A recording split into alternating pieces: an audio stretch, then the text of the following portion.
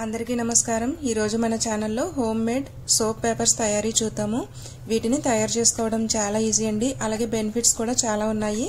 మనం ఏదైనా టూర్ కి కానీ ట్రిప్ కానీ వెళ్ళినప్పుడు ఇవి హ్యాండ్ బ్యాగ్ లో పెట్టుకుని వెళ్ళినట్లయితే మనకి అప్పటికప్పుడు హ్యాండ్ వాష్ గాను అలాగే ఫేస్ వాష్ గా కూడా యూజ్ అవుతాయి అన్నమాట।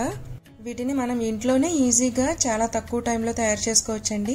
సో ఫ్రెండ్స్ లేట్ చేయకుండా వీడియోలోకి అయితే వెళ్ళిపోదాము। వీడియోని అయితే ఎక్కడ స్కిప్ చేయకుండా చూడండి। ఈ సోప్ పేపర్స్ కి కావాల్సిన మెయిన్ ఇంగ్రీడియంట్ సోప్ బేస్ అన్నమాట। ఈ సోప్ బేస్ వచ్చేసి నేను గ్లిజరిన్ సోప్ బేస్ తీసుకున్నానండి। ఇది కూడా నేను ఫ్లిప్కార్ట్ నుంచి ఆర్డర్ పెట్టాను। ఈ సోప్ పేపర్స్ కి ఎక్కువ సోప్ బేస్ ఏం పట్టదండి, మనకి 100 గ్రామ్స్ అయితే సరిపోతుంది। ఇలా సోప్ బేస్ ని చిన్న చిన్న ముక్కలుగా కట్ చేసుకోవాలి। ఇలా కట్ చేసుకున్న తర్వాత ఒక బౌల్లోకి అయితే తీసుకోండి। ఇదైతే నేను సోప్స్ కూడా తయారు చేస్తున్నాను కాబట్టి ఇంత ఎక్కువ అమౌంట్ తీసుకున్నాను। సో ఇప్పుడు దీన్ని డబుల్ బాయిలింగ్ సిస్టమ్ ద్వారా వేడి చేసుకోవాలన్నమాట। మనం స్టవ్ మీద ఒక గిన్నె పెట్టి అందులో నీళ్లు పోసి దానిపైన ఈ సోప్ బేస్ ఉంచిన గిన్నెని పెట్టుకోవాలి। చూడండి మనకి మెల్లగా ఇలా సోప్ బేస్ అయితే కరుగుతుందన్నమాట।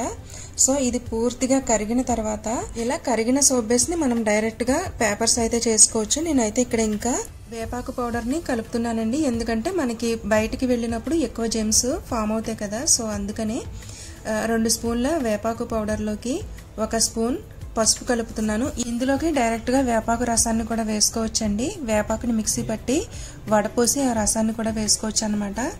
ఇలా కలిపిన వేపాకు పౌడర్ ని కొద్ది కొద్దిగా ఇందులో వేసుకుంటూ మిక్స్ చేసుకుంటూ ఉండాలన్నమాట పూర్తిగా కరిగిన సోప్ బేస్ లోకి।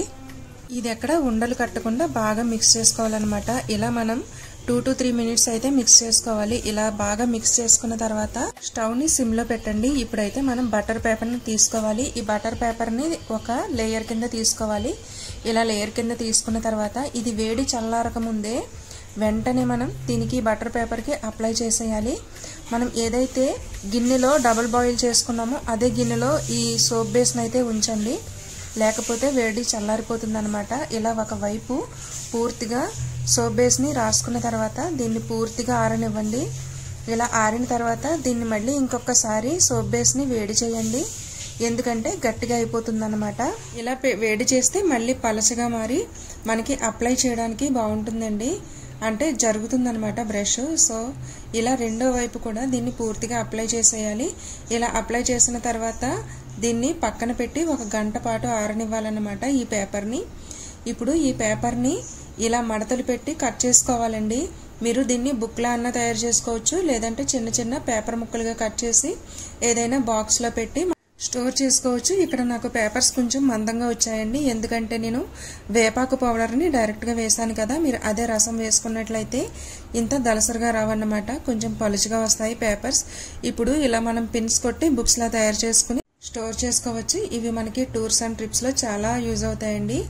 అలాగే ఇవి 6 months వరకు పాడవకుండా ఉంటాయి అన్నమాట। చూసారు కదా ఫ్రెండ్స్, ఇదన్నమాట ఈ రోజు వీడియో। ఐ హోప్ మీకు ఈ వీడియో నచ్చిందని అనుకుంటున్నాను। నా వీడియో కనుక నచ్చినట్లయితే లైక్ చేయడం మాత్రం మర్చిపోవద్దు। మీ ఫ్రెండ్ అండ్ ఫ్యామిలీస్కి షేర్ చేయండి। మన ఛానల్ని తప్పకుండా సబ్స్క్రైబ్ చేయండి। Thank you for watching friends.